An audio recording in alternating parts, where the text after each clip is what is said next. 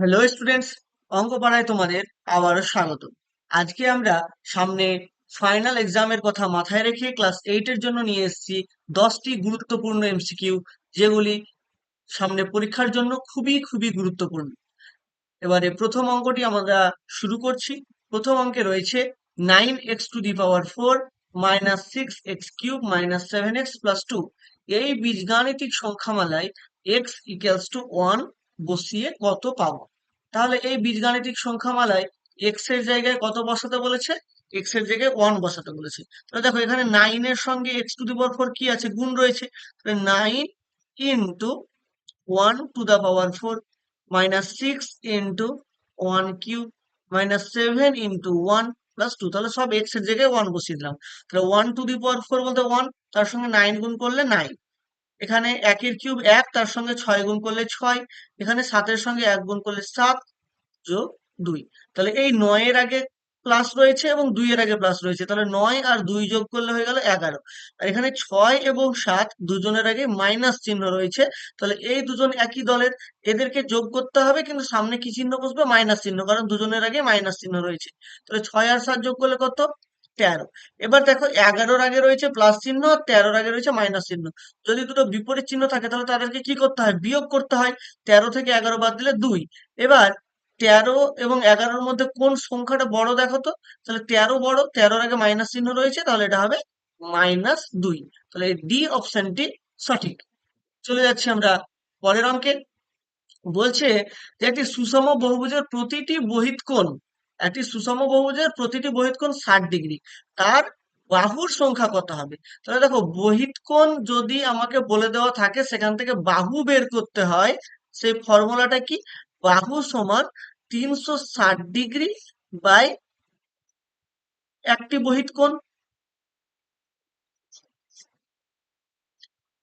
বহিঃকোণের মান। তাহলে এটা কত হবে বলো? 360 ডিগ্রি বাই, এখানে একটি বহিঃকোণের মান কত বলে দেওয়া রয়েছে? 60 ডিগ্রি।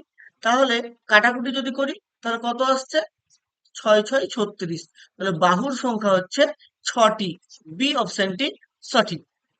চলে যাচ্ছি পরের অঙ্কে। পরের অঙ্কটিতে বলা রয়েছে 215 টাকার 12%। তাহলে দেখো, 215 টাকার 12%টা কত হবে?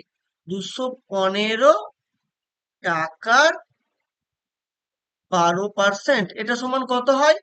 215 × 12/100 টাকা। কারণ পার্সেন্ট চিহ্ন তুলতে গেলে 100 দিয়ে ভাগ করতে হয়। তাহলে এখানে দেখো, তুমি কি করতে পারো? কাটাকুটি করতে পারো। কিন্তু কাটাকুটি না করে অঙ্কটা আরো বেশি সহজে করা যাবে। দেখো, 215-র সঙ্গে 12 প্রথমে গুণ করে নিচ্ছি। 215-কে 12 দিয়ে যদি গুণ করি, তাহলে 5 12 60, শূন্য বসলো, হাতে থাকলো 6। 12 এর সঙ্গে 1 গুণ করলে হচ্ছে 12, তার সঙ্গে 6 যোগ করলে 18, হাতে থাকলো 1। 12 দিয়ে 24 আর 1-এ 25। তাহলে কত আসছে? 2580/100। এখানে একের পর কটা শূন্য রয়েছে? দুটো শূন্য রয়েছে। তাহলে 2 ঘর আগে দশমিক বসিয়ে দিচ্ছি। তাহলে 25.80 টাকা। তুমি কাটাকুটি করে করলেও হবে, তাতে ঝামেলা বাড়বে। তার থেকে গুণ করে নিয়ে একের পর দুটো শূন্য আছে, 2 ঘর আগে দশমিক বসিয়ে দেবো, তাহলে আমরা অ্যান্সার পেয়ে গেলাম। ডি অপশনটি সঠিক। চলে যাচ্ছি আমরা পরের অঙ্কে। পরের অঙ্কটিতে রয়েছে a²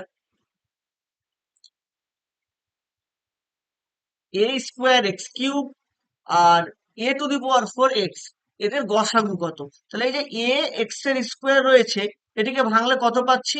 a × x × x। আচ্ছা, এবার a²x³ এটিকে ভাঙলে কত পাচ্ছি? a × a × x × x × x।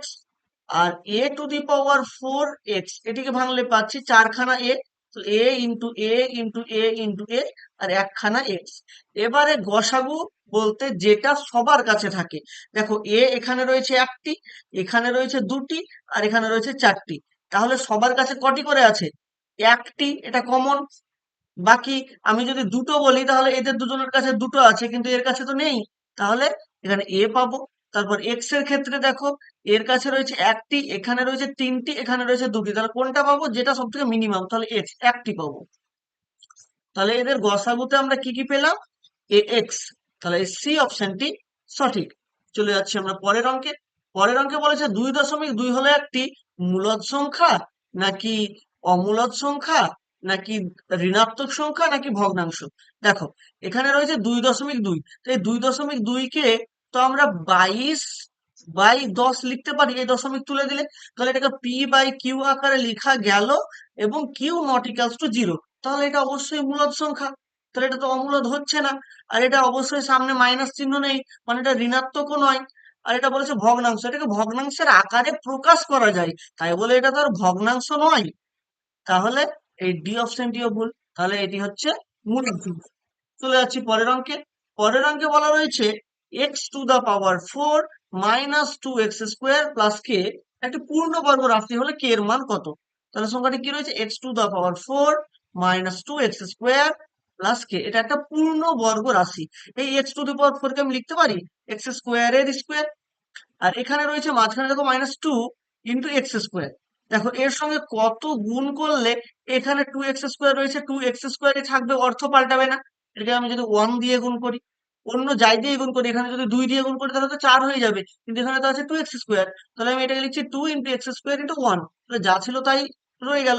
এবার এখানে কি দরকার পড়ছে বড়, এখানে যদি +1 এর স্কোয়ার আমি দিই, তাহলে এটা a² - 2ab + b² ফর্মুলা, অর্থাৎ x-1 তার হোল স্কোয়ার আকারে লিখতে পারবো, তাহলে তো পূর্ণবর্গ হয়ে গেল। তাহলে এই পূর্ণবর্গ হওয়ার জন্য কে এর জায়গায় আমি কত পুট করেছি বলতো, 1। তাহলে 1 হয়ে যাচ্ছে এই অঙ্কের অ্যান্সার, অর্থাৎ ডি অপশনটি সঠিক। চলে যাচ্ছি পরের অঙ্কে। পরের অঙ্কে বলছে হার্ডি রামানুজন সংখ্যাটি কত। এটা আমরা তো আগে থেকে জানি, হার্ডি রামানুজন সংখ্যাটি হলো 1729। তো এই অপশনটি সঠিক। চলে যাচ্ছি পরের অঙ্কে। 90° কোণের সম্পূরক কোণের মান কত।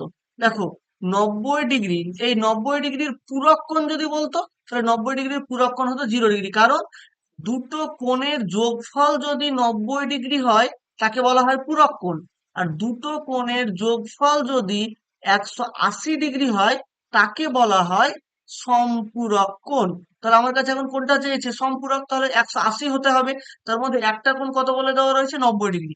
তাহলে আর একটা কত বসালে 180 বুঝবে, আর একটাও 90° বসাতে হবে, তাহলে 90° হবে অ্যান্সার। যদি বলতো এই সম্পূরক না বলে এটাকে যদি বলতো পূরক কোণ, তাহলে 90 এর সঙ্গে কত যোগ করলে 90 হবে, 0, তাহলে অ্যান্সার কিন্তু হতো 0। ওকে, চলে যাচ্ছি আমরা পরের অঙ্কে। বলেছে ছক কাগজে মূল বিন্দুর স্থানাঙ্ক। এই যে গ্রাফ খাতায় তোমরা অঙ্ক করছো, এখানে দেখো এইটাকে বলা হয় মূল বিন্দু। এই বিন্দুটাকে আমরা কত ধরি, 0,0। তারপর আমরা ডান দিকে যত যাব তত মান পাবো, ওপর দিকে গেলে y এর মান বাড়বে, ডান দিকে গেলে x এর মান বাড়বে। তাহলে ধরো এই এই বিন্দুটা এখানে 1 ঘর 2 ঘর আর ওপর দিকে 1 ঘর এসছে, তাহলে 2,1, এইভাবে আমরা বিন্দুগুলো বের করছি। তাহলে এই মূল বিন্দুটা কত, এই মূল বিন্দুটা হচ্ছে 0,0, অর্থাৎ এই ডি অপশনটি সঠিক। চলে যাচ্ছি আমরা 10-এর অঙ্কটিতে। বলে দেওয়া রয়েছে 16 + 16 এর 25%। দেখো এই যে 16 + 16 এর 25%, এখানে যোগ রয়েছে এবং এর রয়েছে, কোন কাজটা আগে করতে হয়, অবশ্যই এর কাজটা আগে করতে হয়, যোগ আগে করে দিলেই কিন্তু অঙ্কটা ভুল হয়ে যাবে। তাহলে 16 এর 25% বলতে 16 × 25/100। তাহলে এটা যদি কাটাকুটি করি তাহলে কত আসছে, 25-এর সঙ্গে 100 কাটলে 4, 4-এর সঙ্গে 16 কাটলে 4×4 = 16। তাহলে 16 + 4, অর্থাৎ 16 আর 4-এ অ্যান্সারটি আসছে 20। তাহলে বি অপশনটি হয়ে যাবে সঠিক। আজকের ক্লাস এই পর্যন্ত, পরের ক্লাসে আবার নতুন কিছু এমসিকিউ নিয়ে আলোচনা করব। আজকের ক্লাসটি করে তোমাদের যদি ভালো লেগে থাকে তাহলে অবশ্যই চ্যানেলটিকে সাবস্ক্রাইব করে দিও এবং পাশে থাকা বেল আইকনটি প্রেস করে দিও, যাতে পরবর্তী যে ভিডিওগুলো আপলোড করব তার সরাসরি নোটিফিকেশন পেতে পারো। ধন্যবাদ।